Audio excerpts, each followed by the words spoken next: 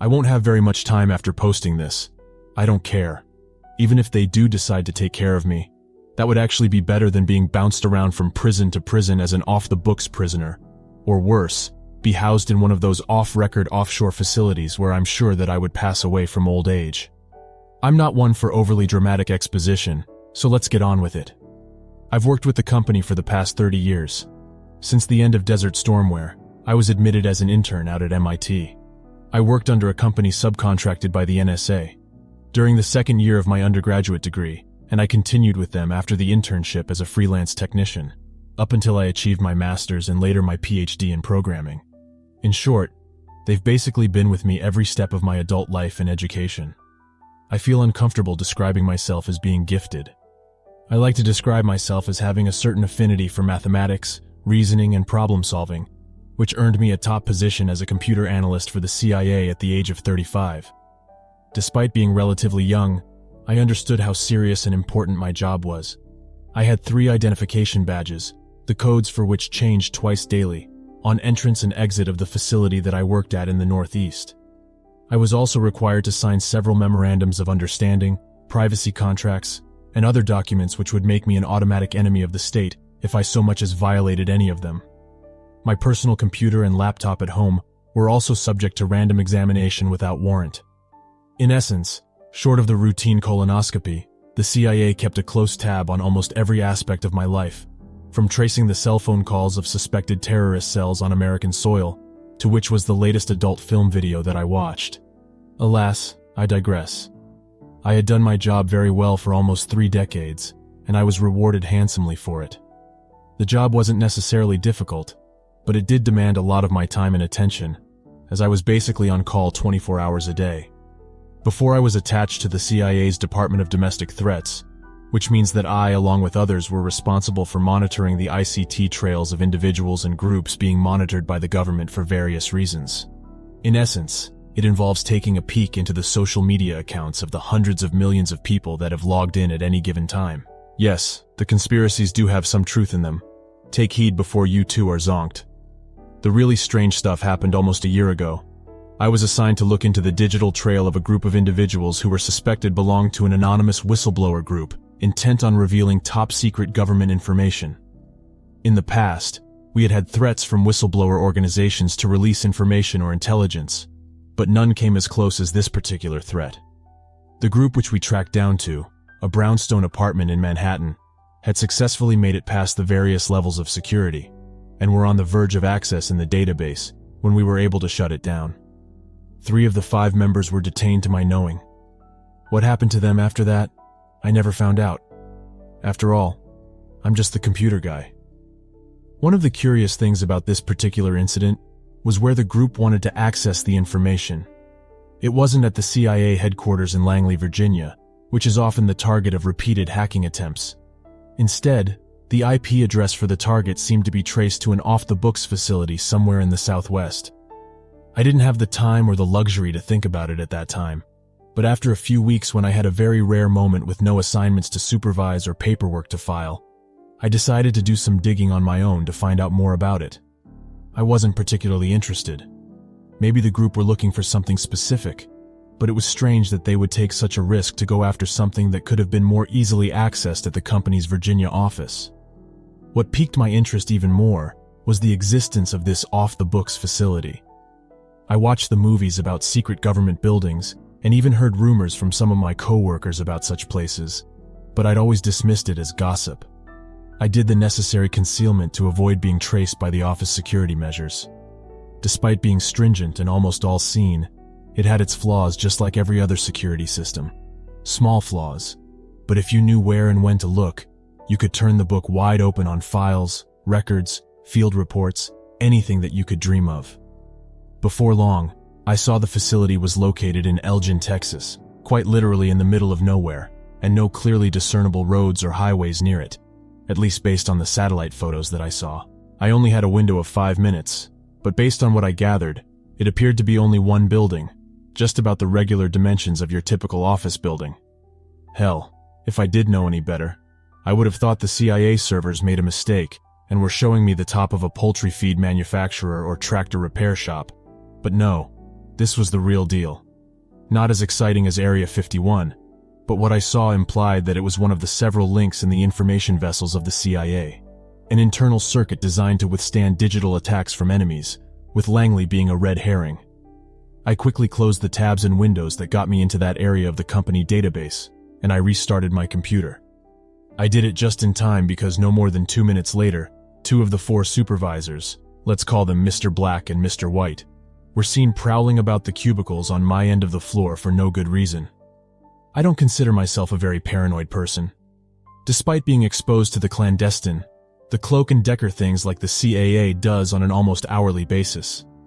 I also don't consider myself to be a conspiracy theorist, but I knew they were down here looking to get an idea of who had accessed that part of the department's files. Going from cubicle to cubicle, looking over the shoulders of the staff to see what was on their screens, I knew they were looking for me, but I was just fast enough. I also knew that just because I wasn't found this time, it didn't mean that I had the green light to be careless. Over the next few months, I began using an internet cafe, 1 city over, to access information. Despite my loyalty to the agency and the fear of what would happen to me if I was caught, human curiosity won out, and it got the better of me.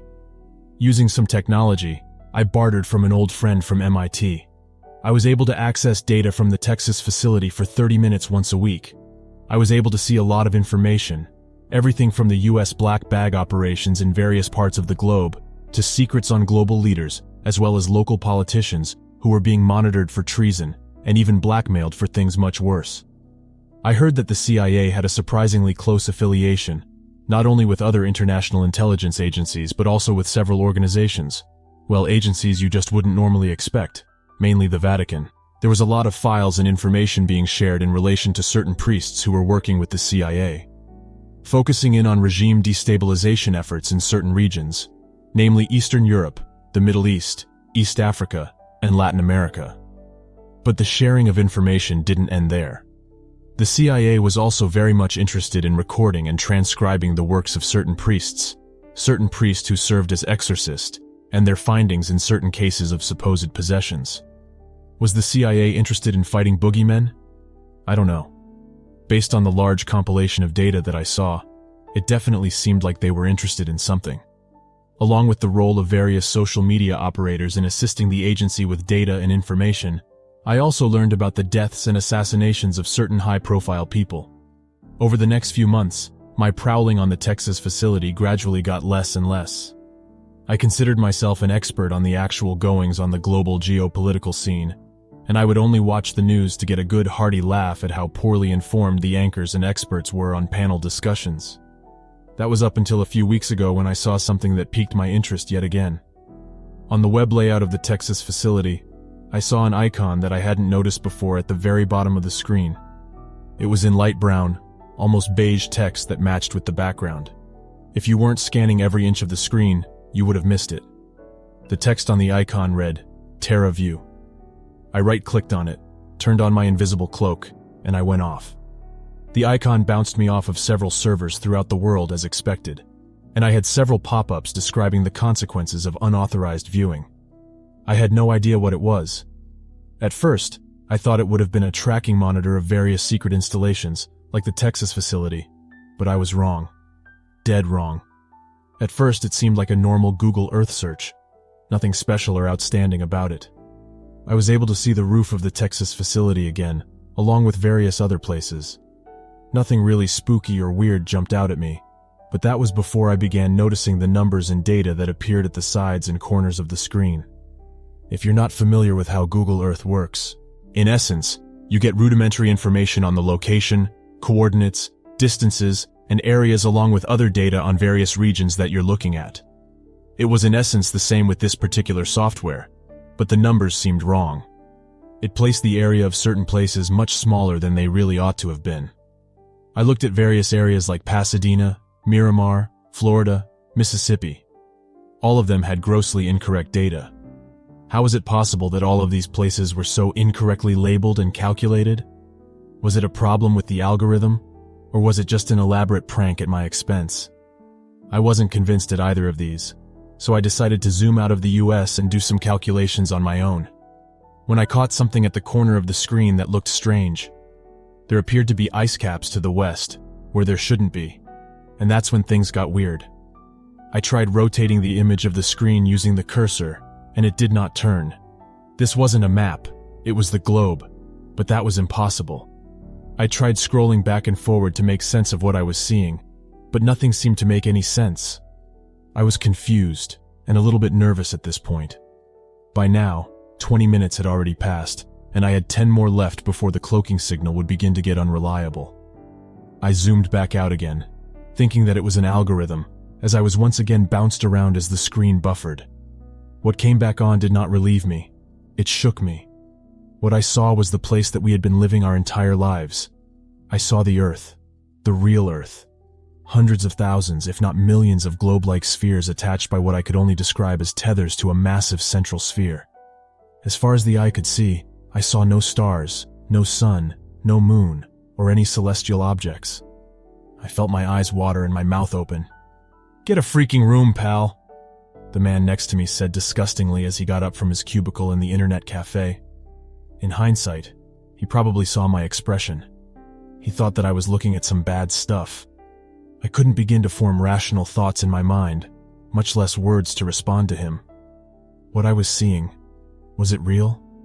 Was this really where we lived? Our Earth or sphere was located somewhere in the northeast of the mother globe. Well, that's what I call it. What were these other spheres? What lived there? How could this have been kept a secret? I began to think of the ramifications of such a conspiracy, and I reasoned quite simply that in order for it to be held over the course of centuries, quite literally, everybody would have to have been in on it. My stomach turned as I thought of our minuteness in this ocean of life. The Earth was indeed spherical, but in what way? It was gargantuan, and we and everybody we knew and would ever know occupied less than 1/16 of the total area. I was about to close off the window on the device when it happened. The view of our globe shifted from our sphere and rapidly zoomed into another, not too distant globe. I tried to zoom back out, but I couldn't. The signal was being accessed from another point, and my commands weren't being responded to. At first, I thought that I had been made and the CIA was trying to locate me, so I hurriedly turned off the device, but just before the screen cut to Windows Blue, I saw them. These things, they looked like nothing I could describe, and that's when I knew I was accessing a camera feed from another one of those globes. When I was in college, I made up credits by doing an elective on plant biology. In one of my textbooks, I remember seeing a bright yellow fungi. I think they're called lichen, and that's the closest I can describe them as. Sentient fungi that move and shook and vibrated the way that no living thing should look like. They emitted colors I can now only see in my dreams, and the afterimage of these colors have a silhouette of something that makes me shake and my eyes water just to think of it. I got up from that cubicle and I ran, just before the device shut off. I ran back to my apartment, I packed my things, and I left. I'm in the South now, with nothing but the clothes I have in a knapsack and a list of regrets. They'll be coming for me soon. I'll be labeled as homeless or deranged, struggling with depression.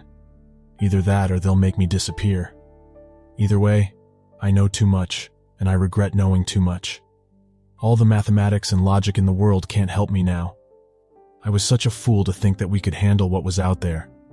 In my final hours, I can only think and reflect on the human mind. How beautifully simple.